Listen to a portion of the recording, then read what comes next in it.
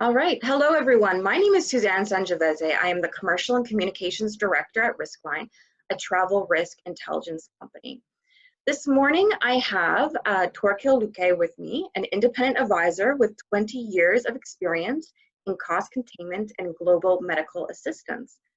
Thorkild recently traveled to Southeast Asia, but he currently resides in the Copenhagen area. So first of all, hello, Thorkild. How are you? Good morning. Thank you. I'm fine.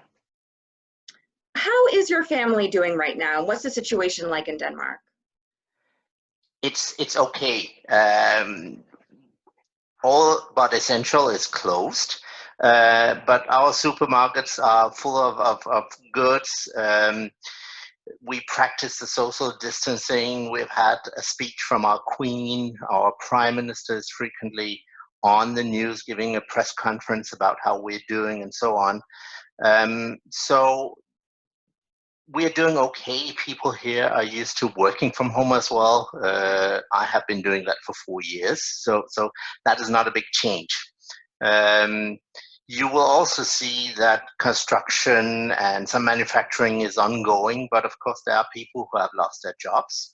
There are some government packages in motion, so to keep economy up, but it's generally okay. That's, I think, as good as we can get currently. Generally okay sounds fine. So as I mentioned, you recently traveled to Vietnam, Cambodia, and Thailand, just as more restrictions were coming into effect. What was the atmosphere like there? It was quiet. It was calm. We had a few inspections of temperature in airports, in one restaurant, but that was it. It was more empty than usual if you're there this time of year. When we left, that was by the end of February. There was no warning against traveling. Just be more careful. We did reroute. We were supposed to go through Hong Kong and Beijing. We chose not to do that. That was kind of our pre-trip research that it was okay to go. The biggest change or the biggest difference was what we were told in Cambodia at Angkor Wat. The local guy said, well, we were just about 10% or less of what they usually saw of tourists. We came back to Bangkok and could see it had emptied more as people were leaving, but it was quiet.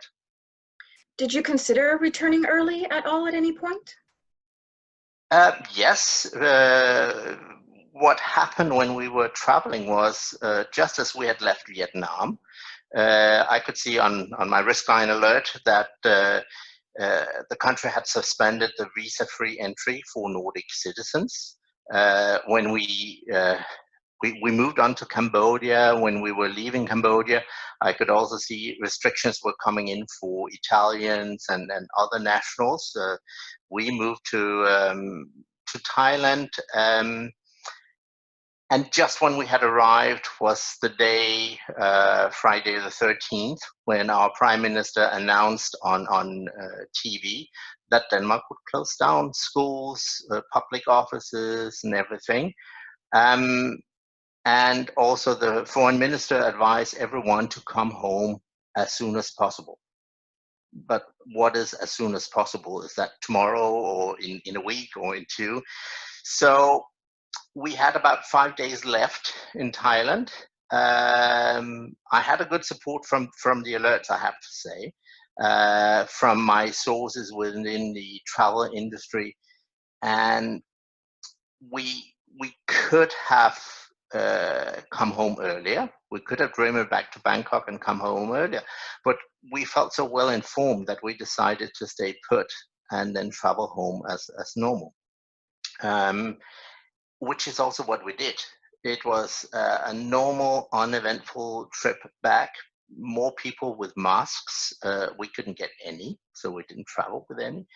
And we came back about 2 weeks ago. We have been home ever since, except for grocery shopping, and we're fine. Okay, well, it sounds uneventful, as you mentioned.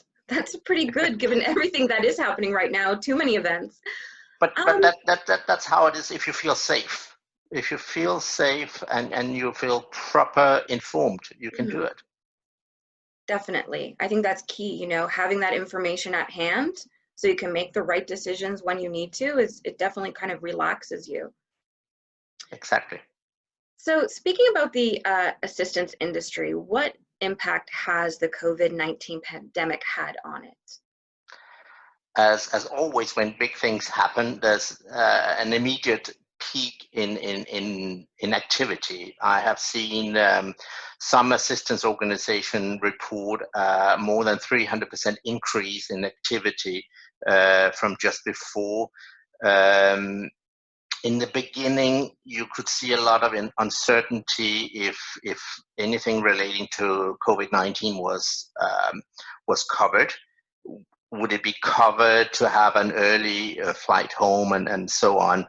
Um, what I see now in the recent days or weeks is um, they're already reducing in staff.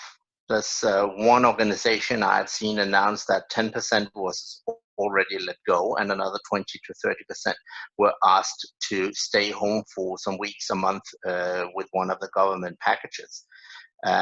So that is happening already now.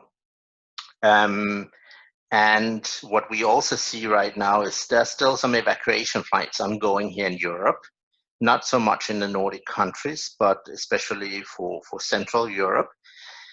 I think in another week or two, that will be over, they will be completed, and then it will be very quiet because there'll be no activity. There will be no one traveling, and the assistance industry relies on people traveling, getting into trouble, and to help them.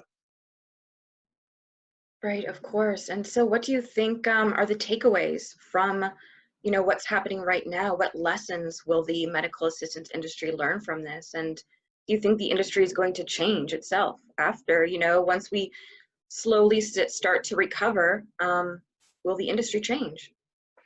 I think the industry has always been good at learning from happening and from adapting. It is an industry that can scale up and down pretty quickly.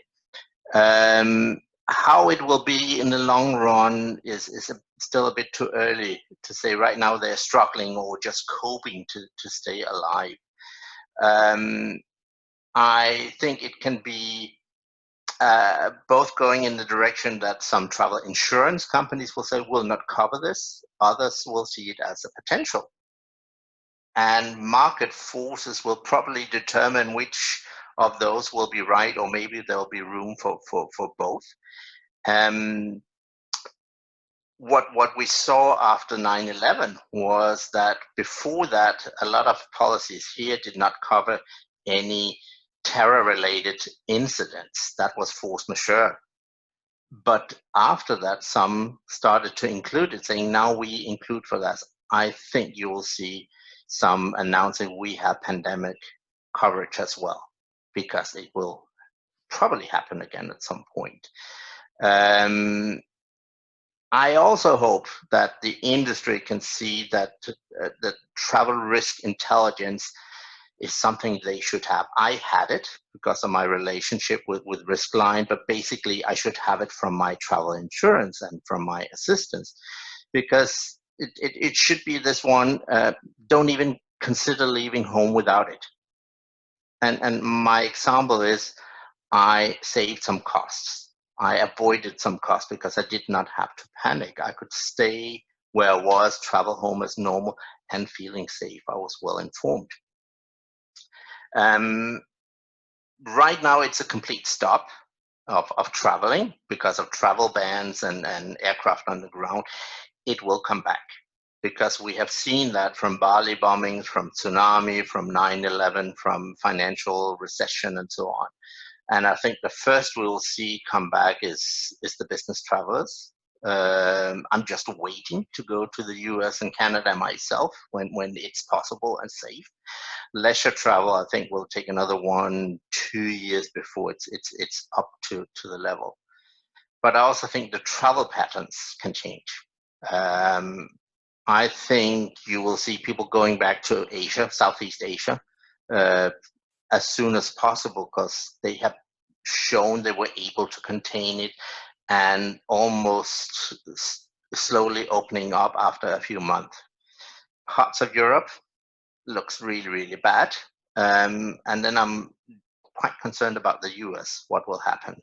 Because right now you don't see any inbound travel to the US. So you don't have people needing medical treatment there. You don't have people traveling for elective treatment either. So this part of our industry we call the cost containment section, or the cost containment industry, they will be badly hit.